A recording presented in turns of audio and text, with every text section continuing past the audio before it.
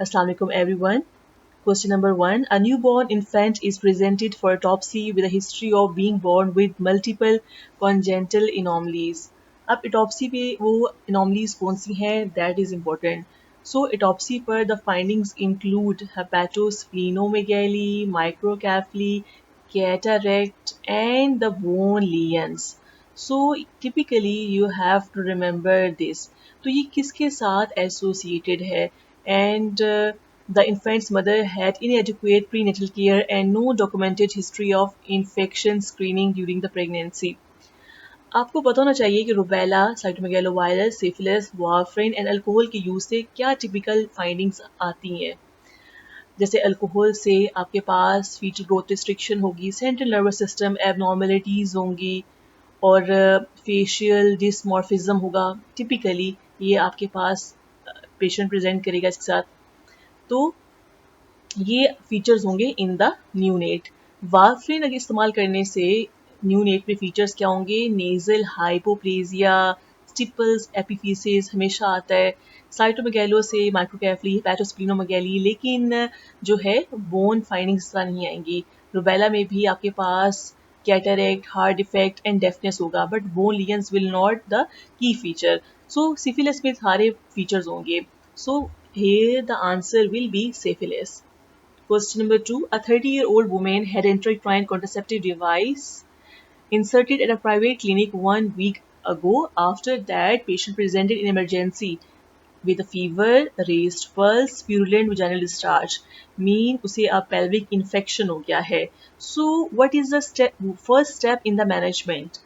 According to EBM, whenever you will insert IUCD, there can be a complication of a pelvic infection. तो आपने सबसे पहले antibiotics देने हैं. एंटीबायोटिक्स देने के बाद you have to wait for 72 hours. अगर रिलीफ फीचर्स हो जाते हैं, सिम्टम्स ठीक हो जाते हैं, तो यू विल रीअश्योर. अगर सिम्टम्स जो हैं वो रिलीफ नहीं होते, ये ऐसी साइन और सिम्टम्स रहते हैं, then you will remove the IUCD. So here you will choose antibiotics. So it makes sense. This is the reference.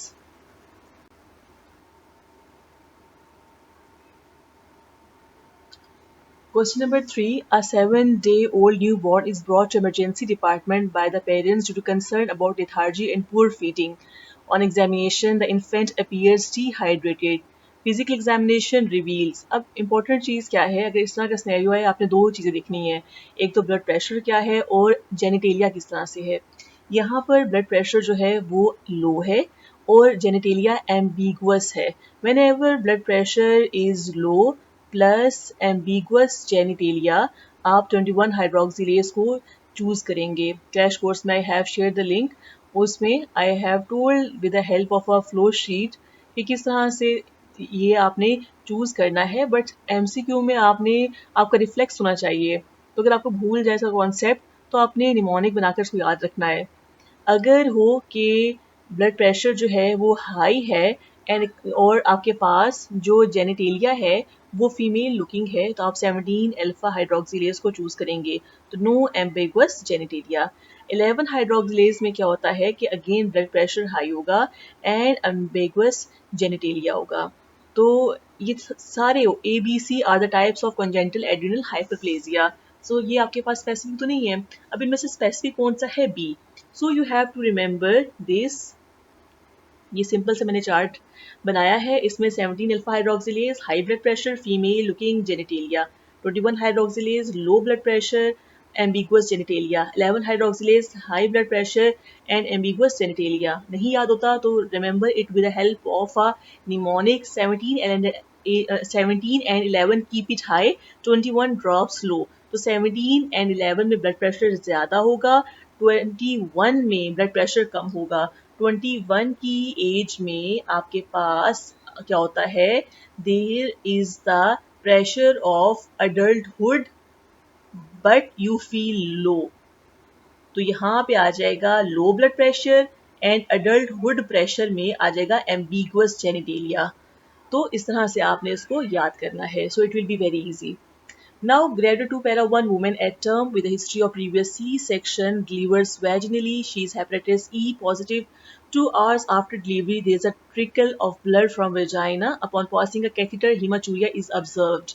Now remember, hepatitis E जब वर्सन होता है there can be fulminant hepatitis liver will not do its function तो हो जाएगा there is a risk of DIC trickling of blood from vagina as well as from the bladder along with the history of hepatitis E mostly goes for the option number A. Bladder injury, uterine rupture ये भी हो सकते हैं but typically with hepatitis E you will choose the DIC. वैसे भी uterine rupture जो है वो आपके पास ड्यूरिंग लेबर ज़्यादा प्रेजेंट करता है उसके ज़्यादा चांसेस होते हैं so you will choose DIC. Gravity to pair of one woman at 41 weeks of gestation with a history of previous C-section due to fetal distress is admitted for induction of labor. The current pregnancy is cephalic presentation with no complication. Safest method क्या है? Remember, अगर bishop is not good और आपसे पूछें कि method of induction क्या होगा दो होते हैं एक फार्माकोलॉजिकल जिसमें आप प्रोस्टाग्लैंडिन E2 दे सकते हैं न्यू गाइडलाइन के मुताबिक प्रोस्टाग्लैंडिन E1 भी दे सकते हैं और दूसरा होता है मैकेनिकल में जैसे कि आपके पास आता है सर्वाइकल फोलीज तो ये दो आपके पास मेथड्स ऑफ इंडक्शन है अब इसमें अगर प्रीवियस वंस का ना लिखा होता तो आप इसको चूज करते जिसमें सबसे सेफेस्ट ही फर्स्ट वाला है अगर प्रीवियस वंस कार हो तो अकॉर्डिंग टू न्यू गाइडलाइन आपने इसको चूज करना है तो आप लोग जो रेफरेंस लेके आते हैं वो प्रीवियस गाइडलाइन से लेके आते हैं उसमें हम पहले सर्वाइकल फोलीज को नहीं चूज करते थे but now we choose cervical Foleys इसीलिए सर्वाइकल फोलीज को चूज करना है according to recent NICE guideline You are assisting in the delivery of a breech baby. As the baby's head is about to deliver, you need to use instrument to assist the safe delivery of the head. तो after coming head के लिए आप क्या इस्तेमाल कर सकते हैं तो सबसे पहले अगर ऑप्शन में हो पाइपर आप उसको चूज करेंगे अगर वो ना हो तो चैम्बरलेन आप फॉरसेप इस्तेमाल करेंगे अगर वो ना हो तो आप कीलैंड इस्तेमाल कर सकते हैं तो PC एंड देन आपने ये चूज करना है A primary gravid woman is in the second stage of labor for 2 hours and is exhausted. The fetal head is in the right occiput anterior position at +1 station. What is the next appropriate step? You know what? कि अगर primary gravida labor में हो तो you can wait for 3 hours in the second stage according to ICE guideline.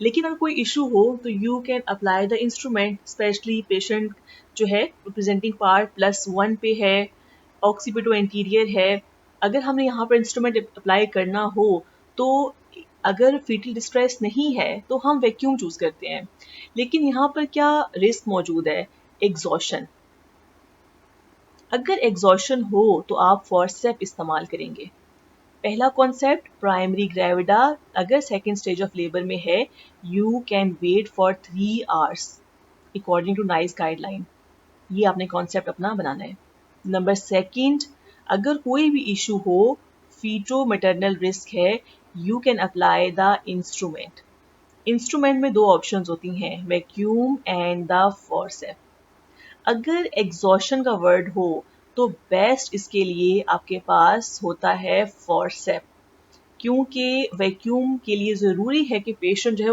वो push भी करे तो ये MRCG का भी क्वेश्चन आता है और ये हमारा भी आया था क्वेश्चन तो so you have to choose forcep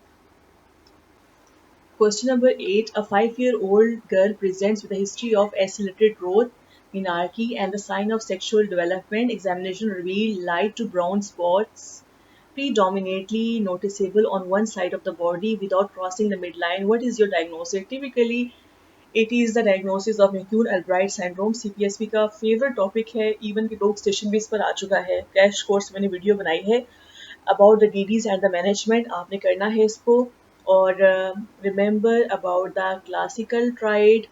इसमें आपको ये typically आपने याद करना है इसका combination बना के वो scenario देते हैं और what will be the findings on the X-ray ये भी आप लोगों ने देखना है it is the most common cause of जियानस इंडिपेंडेंट प्रिकॉक्शियस प्यूबर्टी। और इसके अलावा अब इसमें मैनेजमेंट क्या करते हैं, इसमें भी एमसीक्यू आता है। तो first find in the MCQ कि एरोमेटेज इनहिबिटर तो लिखा हुआ, अगर एरोमेटेज इनहिबिटर होगा तो you will choose that because we have to inhibit the synthesis of the oestrogen, तो we will choose the aromatase inhibitor. ये 2 आर्टिकल से है। अब उनमें से उसमें फर्स्ट जनरेशन भी आता है और सेकंड और थर्ड जनरेशन भी आता है। तो पहले आप फर्स्ट जनरेशन चूज करेंगे जिसका नाम होता है testolactone. It is testolactone not testosterone. तो एरोमेटेज इनहिबिटर आप चूज करेंगे, अगर वो नहीं होगा यू विल चूज टेस्टोलेक्टोन। अगर टेस्टोलेक्टोन नहीं है then you will choose these two. अगर ये 2 नहीं है then you will choose this one. So sequence wise आपने इसको चूज करना है, इसको साथ ही रजिस्टर पे लिख लें। It is not testosterone. A 34-year-old grand multipara woman at 37 weeks of gestation presents in labor with a breech presentation at 0 station at 8 cm cervical dilatation. What is the most appropriate management? हमने पहले भी इसके बारे में बात किया है कि अगर ब्रीच आपके पास प्रेजेंटेशन है, अर्ली लेबर है, लेटेंट फेज है, तो आप ईसीवी करते हैं। अगर फर्स्ट स्टेज है तो आप सी सेक्शन करेंगे। फर्स्ट स्टेज या सेकंड स्टेज का पैसिव फेज है। अगर सेकंड स्टेज ऑफ लेबर है और उसका एक्टिव फेज है, एक्टिव फेज का मतलब होता है कि आपको पेशेंट को जो है वो अर्ज टू पुश है, आपको पीवी करने पर बटक्स जो हैं वो फील हो रहे हैं, 0 से जो प्रेजेंटिंग पार्ट है वो नीचे है, तो that will be the active phase. Passive phase में you will do C section, ये अकॉर्डिंग टू गाइडलाइंस है। So here what you will do C section. अगर अर्ज टू पुश होता, विजिबल बटक्स होते, तो फिर आप जो है वो अल्ट्रासाउंड करके रूल आउट करते, कॉन्ट्रा इंडिकेशन और वजाइनल ब्रीच डिलीवरी करवाते।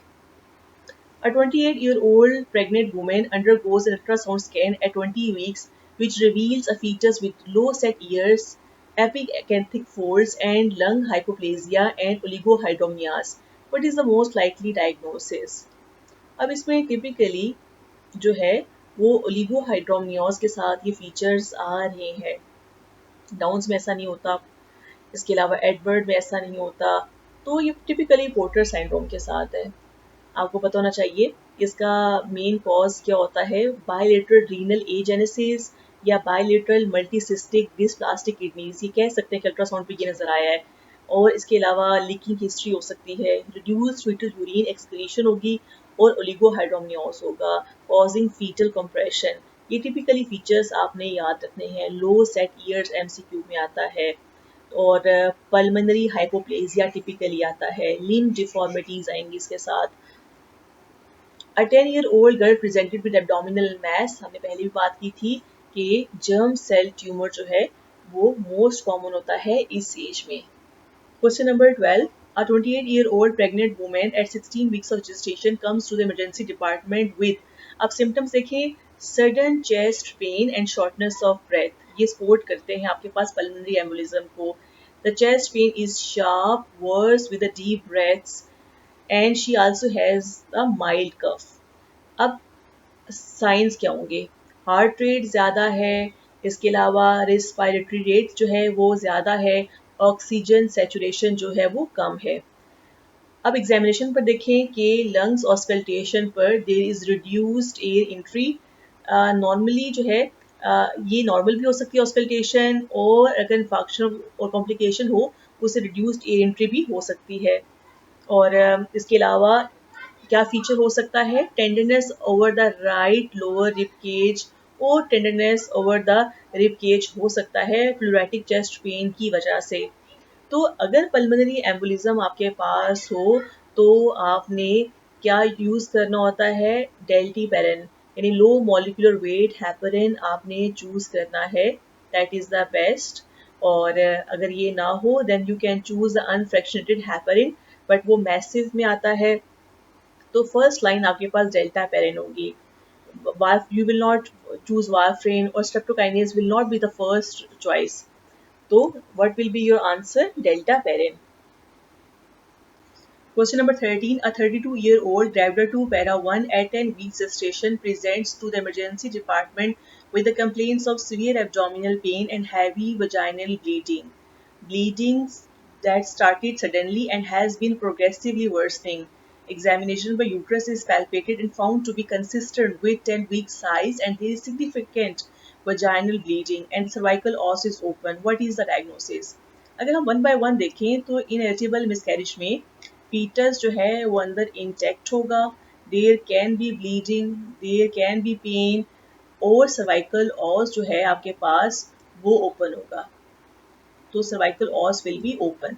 मीन अगर 10 वीक की प्रेगनेंसी है तो एग्जामिनेशन पर 10 वीक की प्रेगनेंसी ही होगी, तो फीटस इंटैक्ट होगा. अल्ट्रासाउंड करेंगे तो फीटल कार्डिक एक्टिविटी मौजूद होगी, तो अक्सर अल्ट्रासाउंड फाइंडिंग्स भी वो ऐड करते हैं. इनकम्प्लीट मिसकैरेज में आपके पास प्रोडक्ट ऑफ कंसेप्शन जो है वो वजाइना में होंगे, आपको प्रोडक्ट ऑफ कंसेप्शन मिल सकते हैं, और यूट्रस का जो साइज होगा वो कम होगा. मिसकैरेज में दे विल से दैट आपने अल्ट्रासाउंड किया और फीटल कार्डिक एक्टिविटी मौजूद नहीं है, जो कि पहले ही मौजूद थी और अब मौजूद नहीं है, और सर्वाइकल ऑस जो है वो क्लोज होगी. सेप्टिक मिसकैरेज में पेशेंट को जो है साइन सिम्टम्स जो है वो इन्फेक्शन वाले होंगे. फीवर होगा पेशेंट को, डिस्चार्ज होगा, वजाइनल डिस्चार्ज. थ्रेटेड मिसकैरेज में ऑस जो है वो क्लोज होगी, फीटल हार्ट रेट मौजूद होगी, और ऑस जो है वो क्लोज होगी. तो so depending upon that you will choose here inevitable miscarriage. Why? Because इसमें आपके पास प्रोडक्ट ऑफ कंसेप्शन नहीं है, जो आपने एग्जामिनेशन की उसमें भी 10 वीक की प्रेगनेंसी है, और सर्वाइकल ऑस ओपन है. तो now miscarriage process is in progress making it inevitable. Which probe is used for transvaginal ultrasound? According to viewers, it's D. Transducers can be of different shape like linear, convex. So तो आपके पास A B दोनों ही ठीक हैं, तो ये ऐसा नहीं है कि सिर्फ ये लीनियर होंगे या सिर्फ कन्वेक्स होंगे. तो इसीलिए ये जो है ये आप इसको चूज करेंगे व्यूअर्स के मुताबिक. At which gestational age can be calculated accurately on ultrasound? Very important question. You should know that according to EBM and guidelines, 11 weeks 3 days till 13 weeks 6 days, इसके दरमियान में जो भी आपके पास ऑप्शन आए आपने उसको चूज करना है. जिस्टेशनल एज जो है वो आपने ये इस्तेमाल करनी है.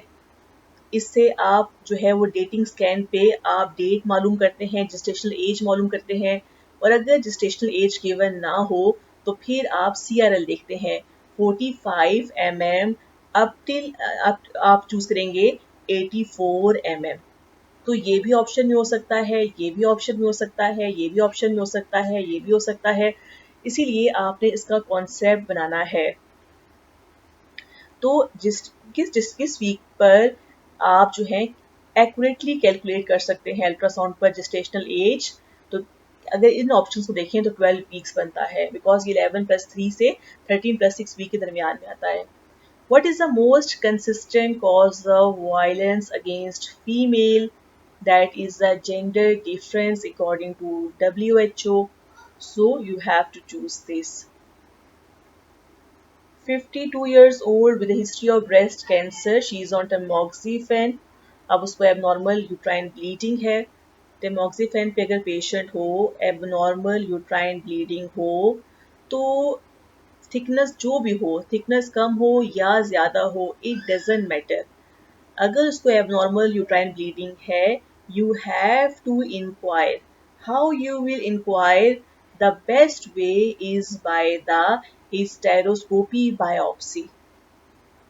So you will choose here the B. तो आपने ये साथ एक्सप्लेनेशन भी इसकी पढ़नी है. अगर आप स्टॉप टेमोक्सिफेन करेंगे तो that is not the decision that has to be made by you. MDT will decide but it will not address the immediate need to investigate the cause of abnormal bleeding and thickened endometrium. तो आपने उसके लिए investigate ज़रूर करना है. A 59-year-old woman with no significant comorbidities presents to discuss hormone replacement therapy for menopausal symptoms. What is the most appropriate choice for her? तो इसमें आपके पास क्या है कि रिलॉक्सीफेन और बिसफॉस्फोनेट्स ये ऑस्टियोप्रोसिस प्रिवेंशन एंड ट्रीटमेंट के लिए इस्तेमाल होते हैं. क्लीमेरा जो है वो ट्रांसडर्मल ईस्ट्राडोल पैचेस हैं और ये आप लॉन्ग टर्म यूज के लिए नहीं दे सकते without the progesterone with in a women with intact uterus, और combined oral contraceptive pills are not recommended for HRT. So इसमें आप क्या चूज करेंगे? Tibolone. So option number C. A 30-year-old woman, para 2, who delivered a few days ago, presents with severe abdominal pain, fever, bimanual tenderness, and irregular bleeding. She has a history of prolonged labor. A scan reveals a 50 cc of fluid in the pouch of Douglas. What is the first step in the management? अगर patient को severe abdominal pain, fever, bye manual tenderness है, irregular bleeding है, तो ये infection show कर सकता है, endometritis show कर सकता है. क्योंकि अल्ट्रासाउंड पर 50 सीसी फ्लूइड भी है तो ये एब्सेस शो कर सकता है, बिकॉज फीवर को सही डिमॉन्स्ट्रेट नहीं किया कि किस तरह का फीवर है साथ में. तो अगर एंडोमेट्राइटिस हो या एब्सेस हो तो आपने फर्स्ट जो है वो ब्रॉड स्पेक्ट्रम एंटीबायोटिक्स यूज करने होते हैं. और अगर एब्सेस हो और एंटीबायोटिक से ठीक ना हो तो तब आप जो है वो एब्सेस को ड्रेन करेंगे. सो यहाँ पर you will choose the broad spectrum antibiotics. A 35-year-old school teacher presents with a complaint of irregular heavy menstrual cycle and vaginal discharge. She is seeking contraception. What is the best choice for her? Irregular cycles और vaginal discharge के लिए always choose COCP. Reference इसका EBM है. ये effective है. Contraception can help regulate the menstrual cycle, reducing irregular and heavy bleeding. It can reduce the vaginal discharge as well. तो बाकियों से ये चीज़ें इफेक्ट इस तरह से रेगुलर साइकिल और डिस्चार्ज जो है वो वाला आपको फायदा नहीं मिलेगा. So you will choose COCP. A newborn infant of a diabetic mother presents with a concern regarding possible complication. What condition is this infant at increased risk for? तो ये सारी कॉम्प्लिकेशंस हो सकती हैं, बट सबसे ज़्यादा जिसका हमें भी डर होता है, हम मॉनिटरिंग कर रहे होते हैं, दैट इज़ द हाइपोग्लाइसीमिया.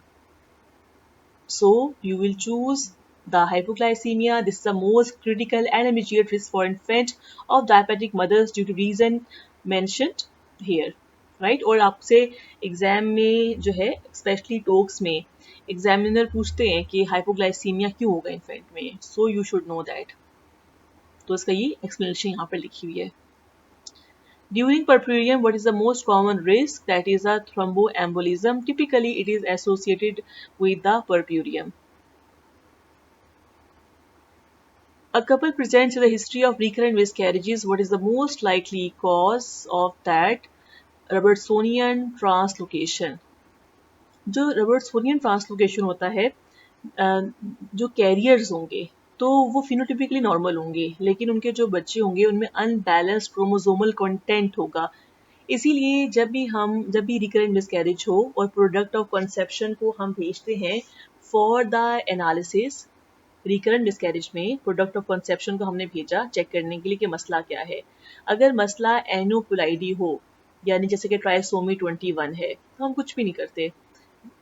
अगर आपके पास उसमें अनबैलेंस्ड ट्रांसलोकेशन हो तो फिर आप जो है वो पेरेंट्स को चेक करते हैं, पेरेंट्रल कैरियोटाइपिंग करते हैं कि उनमें ट्रांसलोकेशन तो नहीं है, रबर्ट्सोनियन ट्रांसलोकेशन तो नहीं है.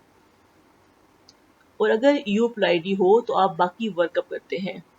तो इसीलिए Robertsonian translocation is most likely cause of the recurrent miscarriage. A neonate is delivered via spontaneous vaginal delivery at term. The delivery room temperature is not adequately regulated and the baby exposed to a cold environment immediately after birth. The neonate is noted to be shivering and have poor skin perfusion with a cold, pale appearance. The medical team observes that baby is tachypneic and exhibits a sign of respiratory distress. Blood gas analysis performed shortly after birth to evaluate the neonate's acid base status. What is the likely acid base disorder in this neonate?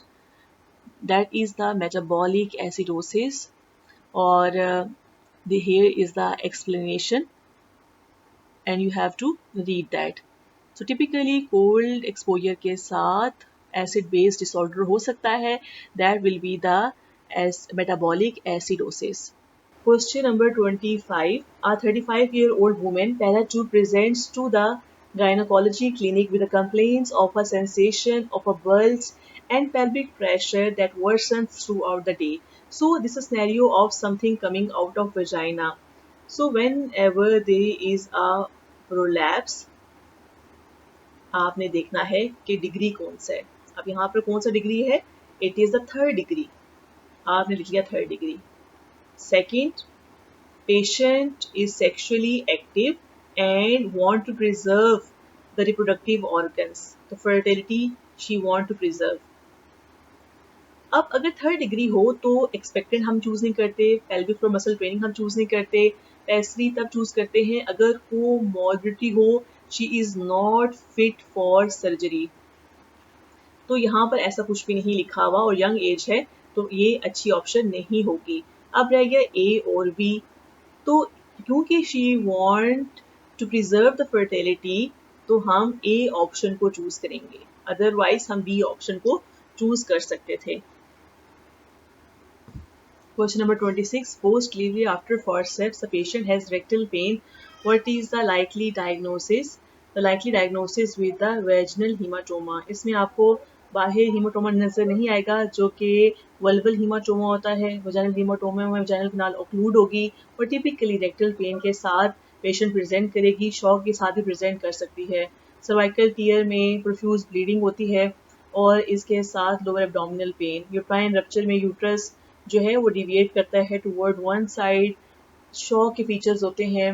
Rectal abscess में fever infection के sign symptoms होंगे. So you will choose a vaginal haematoma. There is a third degree perineal tear during delivery. When should it be stitched? So immediately इसको आप stitch करें. अगर आपके पास जो है वो 24 आवर्स के अंदर पेशेंट आ जाती है, इसको आप immediately स्टिच करें. A 58-year-old woman presents to the clinic with a complaint of hot flashes and night sweats that has been bothering her for the past several months. अगर vasomotor symptoms हों और कोई भी कोमॉर्बिडिटी ना हो, जैसे कि इस पेशेंट में कोई पास्ट मेडिकल जो है हिस्ट्री सिग्निफिकेंट नहीं है, फिजिकल एग्जामिनेशन भी अनरिमार्केबल है, and she want the treatment for the vasomotor symptoms, तो आप क्या देंगे? आप इसे HRT देंगे. इस एज में COCP आप नहीं देंगे. बिसफॉस्फोनेट और रिलैक्सोफिन जो है वो आपके पास ओस्टियोपोरोसिस के लिए है. रिलैक्सोफिन का साइड इफेक्ट होता है कि उससे वेजोमोटर सिम्टम्स जो हैं वो इन्हेंस हो जाते हैं. तो you will choose HRT. Primary care 34 weeks with painless heavy bleeding. What is the best management? So 34 weeks पर painless heavy bleeding typically shows the placenta previa. In options को देखते हुए you will not go for spontaneous vaginal delivery. You will not plan induction of labor. You will not plan the Doppler for that. Best will be the C section. अगर placenta previa वैसे भी symptomatic हो तो 34 पे आप C section कर देते हैं. 28-year-old para 3 with no other issues need contraception for 3 years with least failure rate. Typically it is Implanon. ये हमेशा आता है. Implanon इसका आंसर होगा. Least इसका failure rate है.